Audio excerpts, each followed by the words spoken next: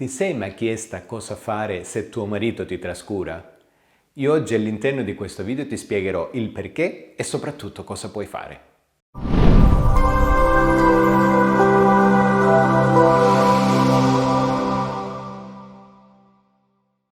Io sono Domenico Iapello, Love e Life Coach formato in PNL e su questo canale ti parlo di riconquista, seduzione, problemi di coppia e crescita personale. Se ti fa piacere iscriviti al canale in modo che tutte le volte che pubblicherò contenuti gratuiti settimanalmente potrai vederli in anteprima. Ora, detto questo, doverosa premessa. Ci sono due ragioni specifiche per le quali tuo marito ti trascura. Il primo motivo è per sua incapacità. Il secondo motivo è per una tua comunicazione inefficace che non riesce più ad attrarlo come ai primi tempi. Quindi sono queste due ragioni che ora cercheremo di capire in modo più dettagliato e soprattutto capirai come poter fare. Ok? Iniziamo subito. Come dicevamo, il primo caso è per sua incapacità. Capirai che si tratta di questa dinamica qui semplicemente per il semplice fatto, per la semplice ragione che lui è sempre stato in questa maniera. Da quando lo hai conosciuto, da quando avete iniziato la vostra relazione, da quando avete deciso di sposarvi, da quando vivete insieme sostanzialmente, si è sempre comportato così.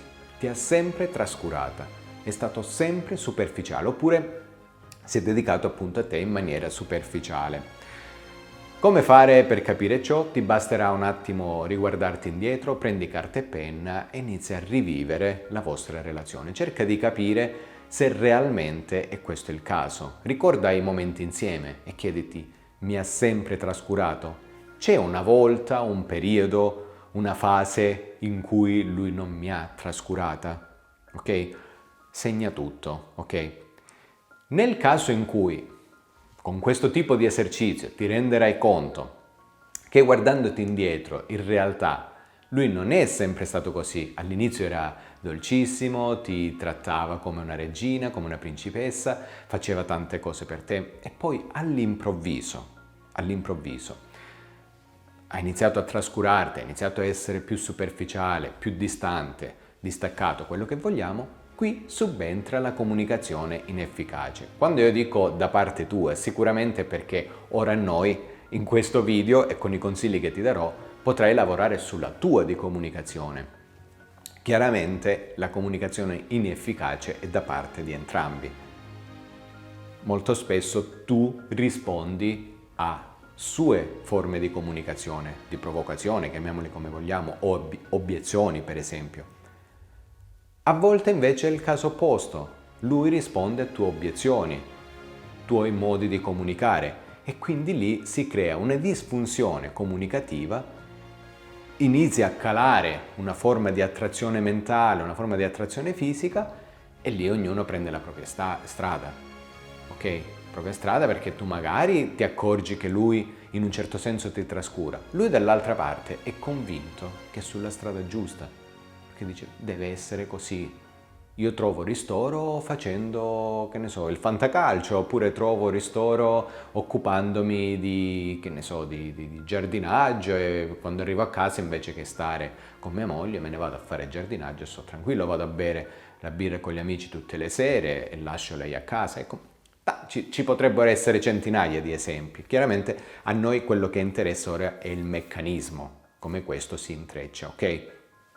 Quindi, ribadisco, se lui è sempre stato così, allora è un problema suo e non possiamo fare nulla.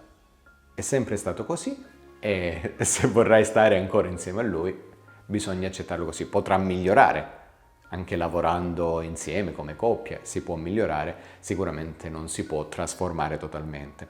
Nel caso in cui invece negli ultimi periodi, magari in un certo senso in modo repentino, ha cambiato atteggiamento, ha iniziato a trascurarti, allora lì c'è un problema di comunicazione alla base. E ora vediamo anche come comportarsi. In questo secondo caso, in cui parleremo di comunicazione inefficace, può anche intromettersi una terza persona. L'essere umano in realtà non riesce a fare differenza tra appunto trascurare una persona, quindi una forma di comunicazione anche inefficace, e una mappa vissuta, una mappa reale che spiega il perché delle cose. Molto spesso non fa differenza. È la ragione per la quale l'essere umano si basa molto sulle parole.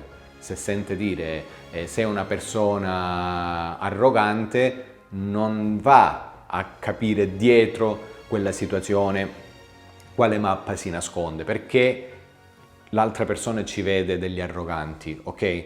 Molto spesso si ragiona di istinto e quindi ci si basa semplicemente sulla forma comunicativa. Io arrogante, ma tu ti sei visto? Faccio un esempio, no? Quindi in questo caso che succede? Non facendo differenza su relativamente a questo aspetto qui, l'uomo che fa in automatico? Riscontra questa comunicazione inefficace, inizia a dedicare del tempo alle proprie passioni o passioni tra virgolette anche per dire cose che lui ama fare lontano da te, ok? A quel punto magari inizia a vagare con la mente, subentra anche la distrazione, potrebbe subentrare una terza persona e gli dice ah sì, effettivamente con questa mi trovo bene a parlare, tanti dicono così, mamma mia questa mi capisce quando parlo. Nulla di più assurdo, lo so, in realtà funziona così. Perché? Perché alla base c'è un problema comunicativo. Quindi, all'atto delle cose, cosa puoi fare oggi per migliorare questa situazione qui? 1. Inizia ad ascoltare tu. Inizia ad ascoltare l'altra persona in maniera profonda. Cosa hai da dirmi? Cosa stai vivendo in questo momento? Sul lavoro c'è qualche difficoltà? Nel caso in cui lui ti dica che sul lavoro c'è qualche difficoltà, fatti parlare di questa cosa, racconta, ti ascolto. Ecco, senti questa parolina magica, ti ascolto, racconta, ok? Oppure lo vedi un po' giù, parlami di te un po', cosa stai vivendo, quali preoccupazioni hai? No, vabbè, lascia stare un po', come preferisci, io sono qui, ti ascolto. No, è perché è successa questa cosa, e come ti fa sentire? Ok, cioè iniziare ad ascoltare l'altra persona a specchio, ok, per reciprocità, sarà inevitabilmente portata ad ascoltare di più te. Allora chiediti, sto ascoltando a sufficienza i bisogni di questa persona? Mi sto realmente chiedendo di cosa ha bisogno?